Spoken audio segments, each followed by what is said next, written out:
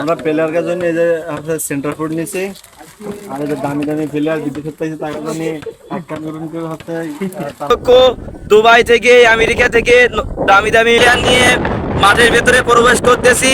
ওগান্ডা থেকে, south Africa থেকে, সেই দুবাই থেকে প্লেয়ার সব চলে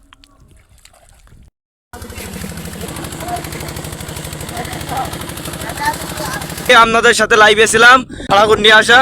আপনারা দেখতে পাচ্ছেন সবাই ড্রেস আপ করতেছে। আপনারা সবাই রেডি থাকেন আমাদের ভিডিও দেখার জন্য। গাইস আমরা সেই মিনি কুয়াকাটা চলে